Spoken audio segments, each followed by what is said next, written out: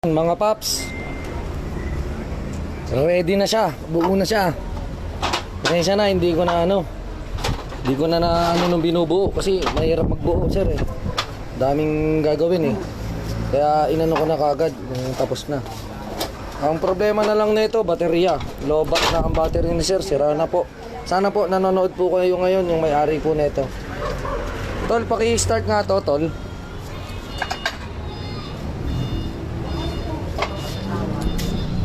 Check natin. Pati kung may umiingay pa yung tik tak tak tak tak tak. May lumalagitik pa. Parang walang push start eh, no? Lobat eh. Yun. One click ah. Yan, one click. Yan. Isa pa. Testing ulit natin. Chinarge lang namin battery ni sir. Ewan ko kung gagana. Yan ha. Oh, very good. Yan. Wala nang tumutunog. Yung busina yun. Ayan. Takpan mo yung ano. Wala nang ingay yung makina sir. Walang kaingay-ingay.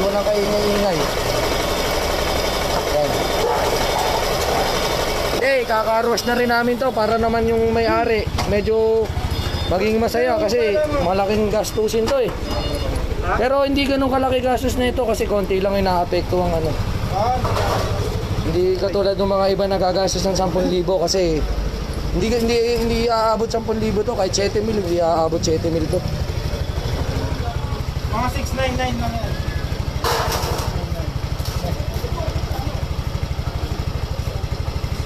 Ayos. Ngayon, under observation pa iinitin namin ng todo to para kung may tumatagas. Ayan, wala naman yan eh. Ano lang yan? WD-40. Ano ba to? WD-40? Gas. Kasi nilinisan na rin yung swing arm. Pati yung magneto na ito, nilinis na namin. Para hindi na hindi na isang gawa na lang kasi sinabay na namin. Para di sayang. Nabilang na sa iba tornilyo. Yung battery, sirada to pero chinarge lang namin. Testing naman natin. Testing muna natin ng ganito. Kaya lang lot, may napansin ako. Ano to? Check engine. Naka-check engine siya. Ayan.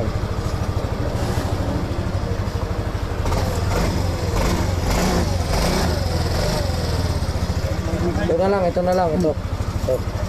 Tanggalin. Paano pa tanggalin to mga boss? Hindi namin alam to. Pero wala namang problema. Wala na yan. Ano na lang yan? Maling reading lang ng ano yan, ng makina.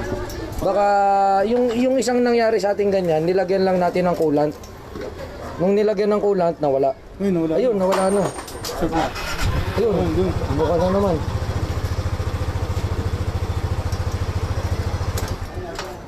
Bale, mamaya na yun, madali na yun. Mahalaga, buo na. Road test. Samahan nyo ako. Ano ba to? Putayin na to ah. Ano nga to? Ano nga, isang kamay na nga lang. Dito lang naman sa looban. Ay! Uy, ano nga, tulong. Sige. Dami rondo niya tato dyan. Ah! Ayaw. Ayaw kumapit. Baba ka muna.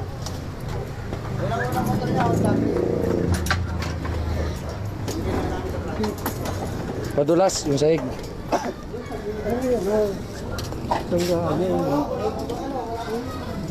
Tapakan nyo. Ba yan? Ang laki kasi nung gulong eh.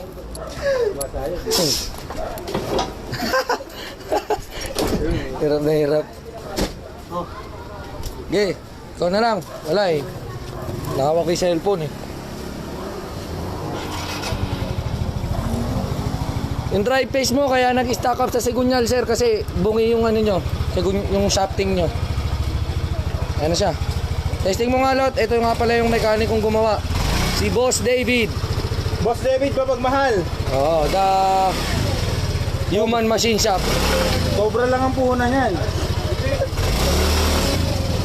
Sige na mga boss, salamat po. Pinakita lang namin sa may-ari.